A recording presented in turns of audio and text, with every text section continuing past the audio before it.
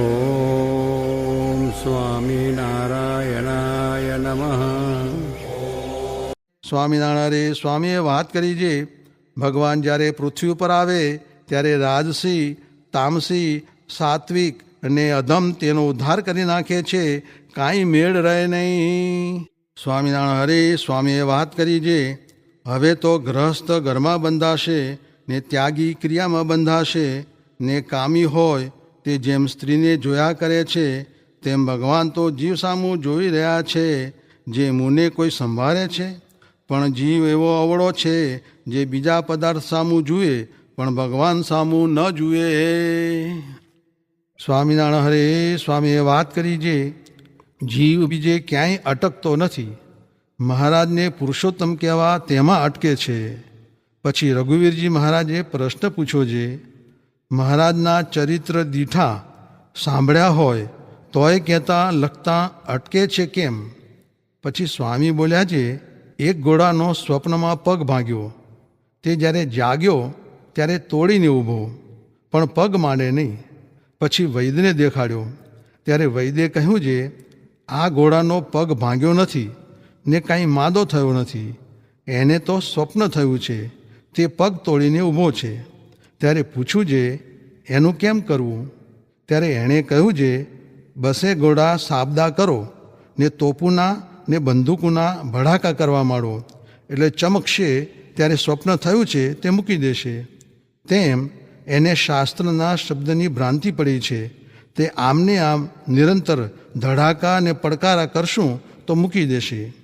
એટલી વાત કરી પછી રઘુવીરજી મહારાજ ગાદી ઉપર ચંપાના 3 ફૂલ મૂકીને બોલ્યા છે, કેટલાક તો આ ફૂલ સુધી પૂગે છે ને કેટલાક તો આ ફૂલ સુધી પૂગે છે, પણ આ ફૂલ સુધી તો કોઈ પૂગતા જ નથી. એમ મર્મમાં વાત કરી. પછી સ્વામીએ 3જું ફૂલ હતું તે અચિંત્યાનંદ બ્રહ્મચારીને દીધું. પછી રઘુવીરજી મહારાજે કહ્યું છે, સ્વામી પારસાવ્યા કે? એમ કહીને જમવા પધાર્યા.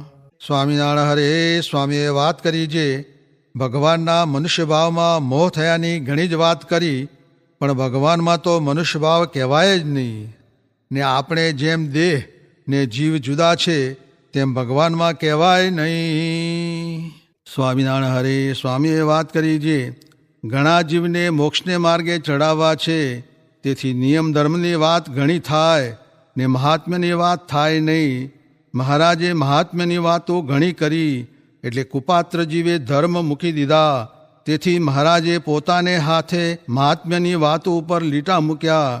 મહાત્મ્ય જાણેથી શાંતિ છે, પણ જીવ પાત્ર નહીં, તેથી મહાત્મ્યની વાત થતી નથી. સ્વામિનારાયણ હરે સ્વામીએ વાત કરી છે, મોટાઈ તો મહારાજને પુરુષોત્તમ જાણે ને આજ્ઞા પાડે તેની છે.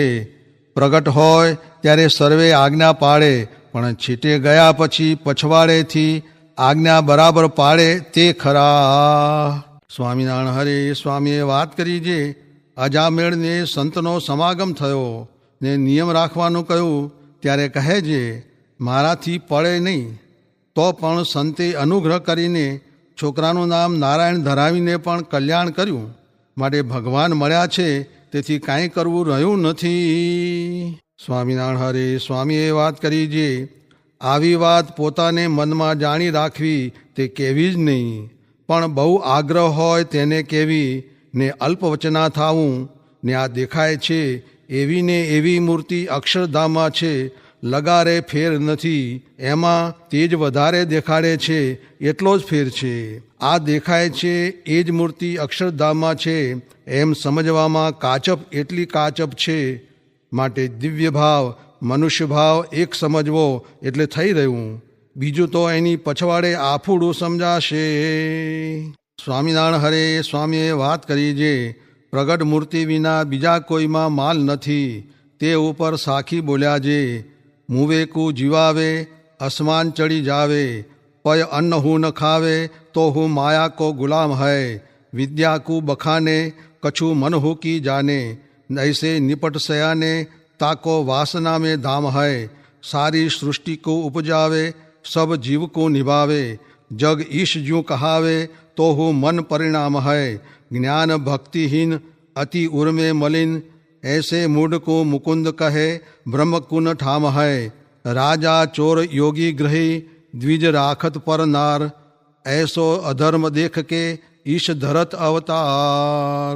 સ્વામિનારાયણ હરે સ્વામીએ વાત કરી છે જેવા ભગવાન અક્ષરધામમાં છે તેવા જ અહીં આવીને બેઠા હોય ને પછી તે મનુષ્ય ચરિત્ર કરે ત્યારે ભાવ ફરી જાય, પણ તે ભાવ ફરવા દેવો નહીં. જુઓ ને, સુંદરજી સુથારની દીકરી મોટી થઈ એટલે એના ભાઈને કહે આને મહારાજને પરણાવશું. ત્યારે કહે અરે બોલમાં બોલમાં. ત્યારે ઓલ્યો કહે કાં સુથારથી તો આ ભગવાન છે ના. એમ ભક્તમાં ભેદ છે, નિકર ભગવાન તો બેઉ જાણતા હતા. અરે આપણે પણ જો કોકની બેન દીકરીને ભગવાન લઈ જાય તો નિશ્ચય ન રહે એવી હજારો વાતું છે. કેટલીક કહીએ એવે સમયે ધીરજ રહે ને જાણે જે અહો બહુ લીલા કરી તે ખરો. એ તો બ્રહ્માને પણ મોહ થઈ ગયો કે નોય નોય પરબ્રહ્મ ગોવાળિયો એમ કહ્યું ને શ્રી કૃષ્ણ અવતર્યા ટાણે સ્તુતિ પણ પોતે જ કરી ગયા હતા, પણ ચરિત્ર જોઈને એવું ન રહ્યું. સ્વામિનારાયણ હરે. વચનામૃત ગઢડા મધ્ય પ્રકરણનું 64મું. પુરુષોત્તમ ભટ્ટના પ્રશ્નનું. સ્વામિનારાયણ હરે. સંવત 1881 પોષ સુધી 7મને દિવસ સ્વામી શ્રી સહજાનંદજી મહારાજ શ્રી ગઢડા મધ્યે દાદા કાચરના દરબારમાં શ્રી વાસુદેવ નારાયણના મંદિરની ઓસરીએ ઢોલિયા ઉપર ગાદી તક્યા નંખાવીને ઉત્તરાદે મુખારવિંદે વિરાજમાન હતા અને સર્વ શ્વેત વસ્ત્ર ધારણ કર્યા હતા ને પોતાના મુખારવિંદની આગળ મુનિ તથા દેશ દેશના હરિભક્તની સભા ભરાઈને બેઠી હતી. પછી સ્વયં પ્રકાશાનંદ સ્વામીએ પ્રશ્ન પૂછ્યો છે, હે મહારાજ, ભગવાનના જે અવતાર છે તે સર્વે સરખા જ છે કે તેમાં અધિક ન્યૂનભાવ છે? પછી શ્રીજી મહારાજ બોલ્યા છે, અમે વ્યાસજીના કરેલા જે સર્વે ગ્રંથ તે સાંભળ્યા ને પછી પૂર્વ પર વિચારીને જોયું ત્યારે તેમાંથી અમને એમ સમજાયું છે જી મત્સ્ય, કચ્છ, વરાહ, નૃસિંહ આદિક જે ભગવાનના અવતાર છે તે સર્વે અવતારના અવતારી તે શ્રી કૃષ્ણ ભગવાન છે, પણ બીજા અવતારની પેઠે શ્રી કૃષ્ણ ભગવાન તે અવતાર નથી, તે તો અવતારી જ છે. એવા જે શ્રી કૃષ્ણ ભગવાન તે આપણા ઈષ્ટદેવ છે અને તે શ્રી કૃષ્ણ ભગવાનના ચરિત્ર શ્રીમદ ભાગવત પુરાણના 10મ સ્કંદને વિશે સંપૂર્ણ કયા છે. માટે આપણા ઉદ્ધવ સંપ્રદાયને વિશે અમે 10મ સ્કંદને અતિશય પ્રમાણ કર્યો છે અને બીજા જે સર્વ અવતાર તે પણ શ્રી કૃષ્ણ ભગવાનના જ છે. માટે એ અવતાર ને એ અવતારના પ્રતિપાદન કરનારા જે ગ્રંથ તે સર્વેને આપણે માનવા, પણ વિશેષ કરીને તો શ્રી કૃષ્ણ ભગવાન ને તેના પ્રતિપાદન કરનારા જે ગ્રંથ તેને જ માનવા. પછી પુરુષોત્તમ ભટ્ટે પ્રશ્ન પૂછ્યો છે, ભગવાન જીવના કલ્યાણને અર્થે આ જગતને સૃજે છે તે વિશ્વ ન રચ્યું હોય ને માયાના ઉદરમાં જીવ હોય તેનું ભગવાન કલ્યાણ કરે તો શું ન થાય? જે આટલો વિશ્વ સૃજવાનો ભગવાન દાખલો કરે છે એ પ્રશ્ન છે.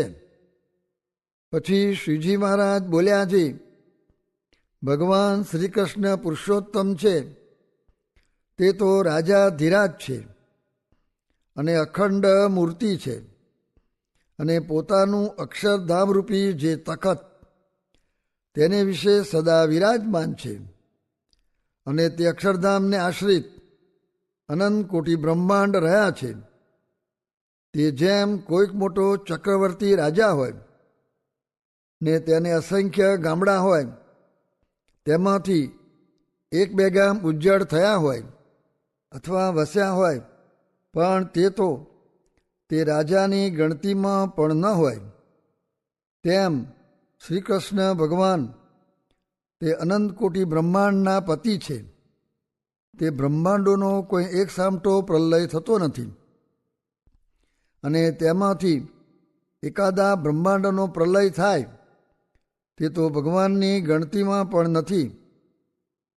અને તે શ્રી કૃષ્ણ ભગવાનનો દેવકીજી થકી જે જન્મ તે તો કથન માત્ર છે, અને એ શ્રી કૃષ્ણ તો સદા અજન્મા છે.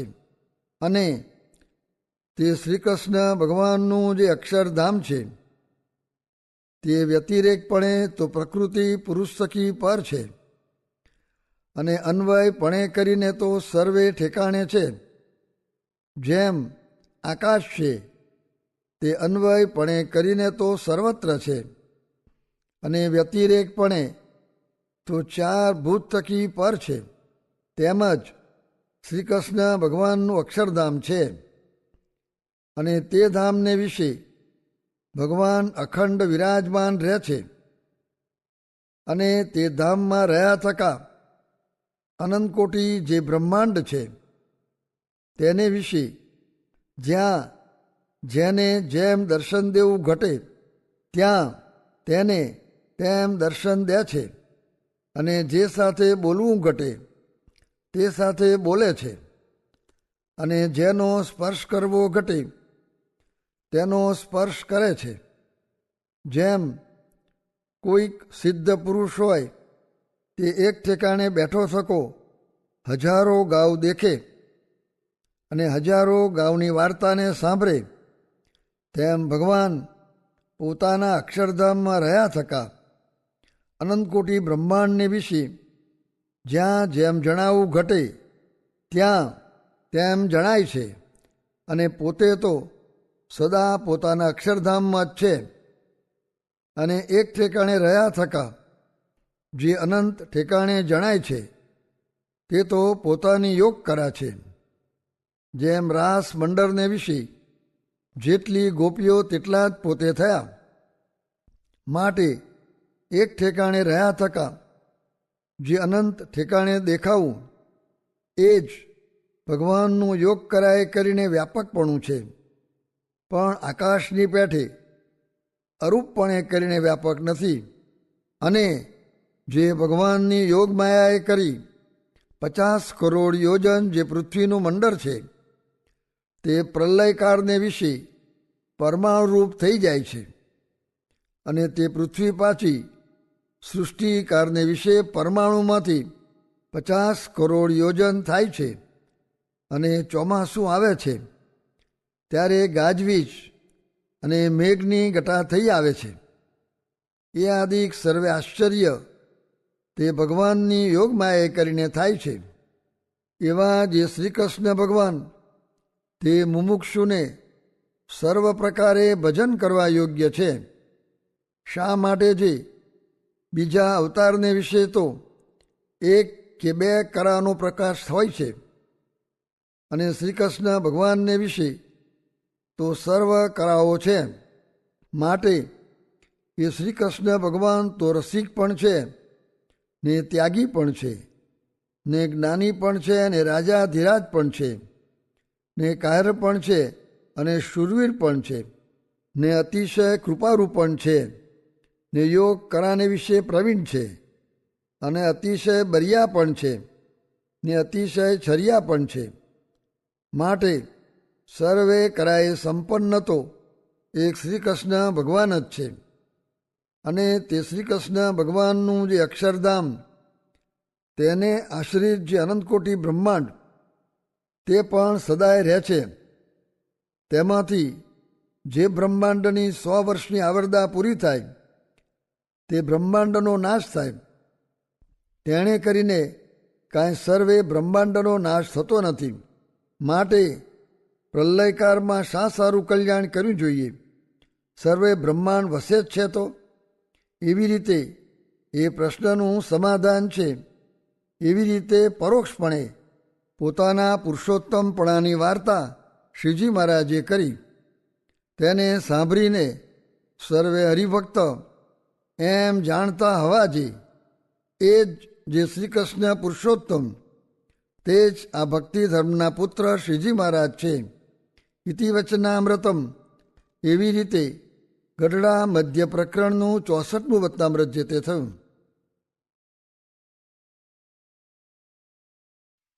સ્વામિનારાયણ ભગવાનની જય. અક્ષર પુરુષોત્તમ મહારાજની જય. ગુણાતીતાન સ્વામી મહારાજની જય. ભગતજી મહારાજની જય. શાસ્ત્રીજી મહારાજની જય.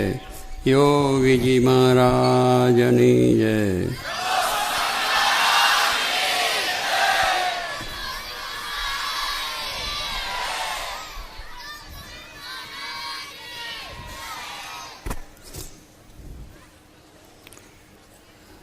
આજે છાત્રાલયના યુવકોએ આપણી પાસે જે વાત રજૂઆત કરી છે એ જોઈને ખૂબ આનંદ થયો છે. કારણ કે આજના છોકરાઓને આવું જે જ્ઞાન, સર્વોપરી જ્ઞાન કે જે સાચું જ્ઞાન કહીએ છે આત્મા પરમાત્માનું પ્રગટપણાનું, આ બધી વાતો એમને ખૂબ સુંદર રીતે રજૂઆત કરી બધાએ. અને ખાલી મોઢાની વાતો નથી કરી, વચનામતના આધાર લીધો છે, નિષ્કુળાનંદ સ્વામીનો લીધો છે, રામાયણનો લીધો છે, બીજા આધારો લીધા છે. બધા આધાર એટલે પ્રમાણસર કહેવાય. કામ ગપગોળો માર્યો નથી કાં વાત ને તેમ.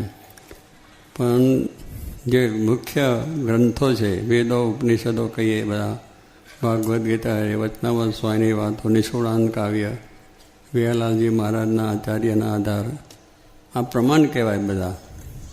અને એ પ્રમાણ રીતે એમને આ બધું રજૂઆત કરી. એટલે વિચાર તો એમ થઈ ગયો છે કે આપણે આવા સરસ રીતે આ છાત્રાલયમાં તૈયાર થયા એ નિખિલેશ સ્વામીને આપણે આભાર માનવો જોઈએ. અખિલેશ થેન્ક યુ, પાછું બોલે છે. એટલે એ સંતની પાસે રહીને આ બધા તૈયાર થયા છે.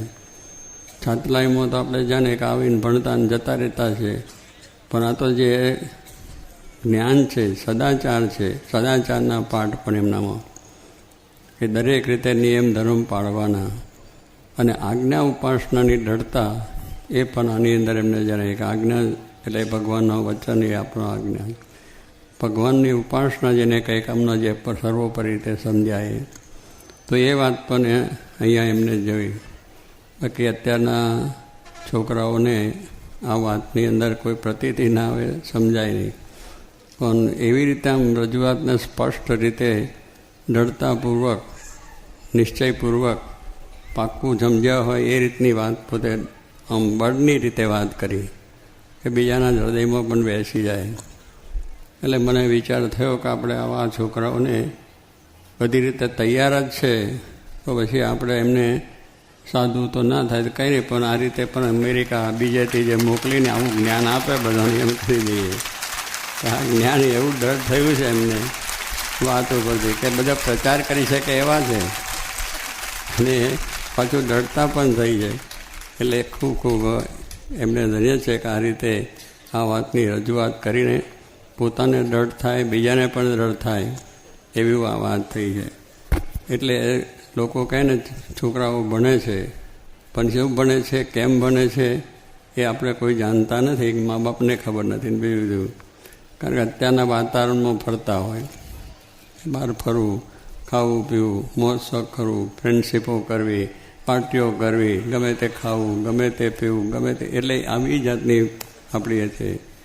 કોલેજો અને બીજે ત્યાં રહે તો પણ એમનું જીવન કેવી જાતનું હોય આપણે જાણીએ છીએ.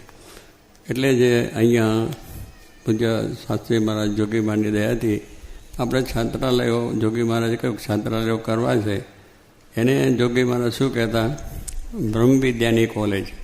આપણી કોલેજો જે છે એ એન્જિનિયરિંગ કોલેજ હોય, પછી આપણે બીજા ડૉક્ટરની કોલેજો હોય, બીજું સાયન્સ સ્ટ્રીમની હોય, બીજી ઘણી ઘણી કોલેજો જુદી જુદી છે. એ બધી કોલેજો આપણને આલોકનું જ્ઞાન આપે છે. આલોકના જ્ઞાનથી આપણે કમાઈએ, પૈસા કમાઈએ, શરીરે સુખી રહીએ, એ બધું થાય છે. પણ એની અંદર જે આત્મા પરમાત્માનું જ્ઞાન છે ને એની જે દ્રઢતા થાય અને આપણો છેલ્લો જન્મ થાય એવું જે જ્ઞાન એ છાત્રાલયની અંદર મળે છે. અને એ જોગી મહારાજે જ્યારે વિદ્યાનગરમાં કરી કોલેજ ત્યારે કહ્યું હતું કે આ વિદ્યા છાત્રાલયની જે કોલેજ છે ધર્મ વિદ્યાની એમાં ભણશે, બધા છોકરા સારા જ્ઞાની થશે, હજારોને સત્સંગ કરાવશે. એટલે હજારોને સત્સંગ કરાવવામાં આમનો નંબર લાગી ગયો છે કે હવે જો બહાર નીકળશે ને તો ઘણાને સત્સંગ કરાવશે. કારણ અને સાધુ થવા નથી પણ સાધુ થવા જેવું કામ કરે એવા થયા છે આ જો જ્ઞાન. એટલે શું કે આ બધી જો સહેજ થોડાક આપણે અંદર ઉતરીએ તો આપણને પણ સરળ થાય એવું કે કહે છે કે ભાઈ આ અમને ફાવે નહીં, આ અમને કંઈ રૂચે નહીં, એવું કરીને મોડી વારે. પણ સ્વામી કંઈ જે દ્રઢતા કરી હોય તો દ્રઢતા જોઈને મદદ કરે મોરારી. ભગવાનની અને ભગવાનને વિશ્વાસ હોય, દ્રઢતા હોય, અને શાસ્ત્રોને પણ દ્રઢતા હોય, ભગવાનમાં દ્રઢતા હોય તો બધું શક્ય છે. એવું શક્ય નથી એવું નથી. છોકરાઓ જે ભણે છે તો સાયન્ટિસ્ટ પણ થાય છે, ચંદ્ર ઉપર પણ જઈ શકે છે. એ દ્રઢતા છે. ધાર્યું છે કે મારે આ થવું છે તો થાય છે. તો બધું કામ ઘણું આપણે જોઈએ છે પણ લૌકિક રીતે છે. જ્યારે આ માણસ જાણે કે મારે આ પ્રમાણે મારા જીવનું કલ્યાણ કરવું છે તો એને માટે શાસ્ત્રો ઊંડા ઉતરે, એવા ભક્તોનો સમાવ થાય, એવા સાચા પુરુષ મળે અને સાચું જ્ઞાન એને ડરતા થઈ જાય અને એ પણ સુખીઓ થઈ જાય. આ લોકની દ્રષ્ટિએ તો આપણને બધું કમાઈએ છીએ એટલે છે, પણ એ સુખ્યાનું ક્ષણિક માટે, થોડા સમય માટેનું છે. આ કાયમ માટેનું છે. એને પછી ગમે તે દેશકાળ આવે, ગમે તે મુશ્કેલી આવે તોય આ જ્ઞાનની દ્રઢતા હોય તો ડગે નહીં. એને આનંદ રહે. ક્યાં ફરે? ભગવાનની ઈચ્છા, ભગવાન કરતા છે, ભગવાન જે કરતા છે બરાબર હશે એવી એને ધીરજ રહે, હિંમત રહે. ને કહે તો બધા પૈસા હોય, ટકા હોય, બંગલા હોય, પણ મન ડગી જાય કે શું થશે મારું આ બધું તેનું શું થશે, આમ થશે તેમ થશે. પણ જેને આવી દ્રઢતા છે એને કંઈ વાંધો નહીં. એ આનંદ અને ઉત્સાહની અંદર પોતે હંમેશને માટે રહે. મુશ્કેલીઓ તો આવે, સંસાર છે એટલે છે. સ્વામીએ કહ્યું કે શરીર છે તે રોગ પણ આવે, શરીર છે એમાં રોગ પણ આવે. કારણ શરીર ગુનાસ્વામી કહ્યું આ શરીર છે એ રોગનું ઘર છે. હવે એ જે રોગ એનું ઘર હોય એ મૂકીને કંઈ જાય ખરા? એ રોગ આવ્યા જ કરે. એક ને એને બીજો એ ઘર માની બેઠો છે. એને કરવો છે તો ડૉક્ટર પાસે જવું પડે. ડૉક્ટર ઓપરેશનો કરે, દવાખાનું જોઈએ ને બધું જોઈએ ને સાધન જોઈએ. એમ આપણે પણ આ જન્મ મરણનો રોગ કાઢવો છે. જન્મનો રંગ એ બહુ મોટો છે અને અંતકાળથી આપણે મરણનું આપણું ચાલ્યા જ કરે ચક્ર. પણ એમાં જ્યારે સ્વામીએ જેમ અમને વચનાવતનો આધાર આપ્યો કે આપણો મનુષ્ય દેહ આવે છે ત્યારે ભગવાનને સંત વિચરતા જ હોય એટલે બહુ રેફરન્સ એમણે બહુ પ્રમાણિક રીતે મજબૂત રીતે રજૂ કર્યા. આમાં માણસ છાતીનો ઘા વાગી જાય એવા છે. એટલે એવી બળની વાત થઈ છે. તો કહેવાનું શું છે કે એ સિવાય આપણું કલ્યાણ છે જ નહીં. એ નક્કી વાત છે, શાસ્ત્ર પ્રમાણ છે અને એ મોટા પુરુષોના વચન પ્રમાણ છે. તો એ કહ્યું એ પ્રમાણ વસ્તુ ગણાય. પછી બાલો ગમે તે માણસ વાત કરતો હોય કે આપણે ગમે પણ આપણને ખબર નથી ને ખાલી કરતા હોય તો એથી આ કાર્ય સાધે નહીં. નક્કર વાત હોય તો કામ થઈ જાય છે.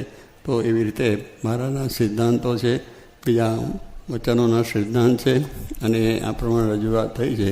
તો ખરેખરું જ્યારે સ્વામી કહ્યું ખરેખરું જ્ઞાન થાય તો માયાના પેચમાં આવે નહીં.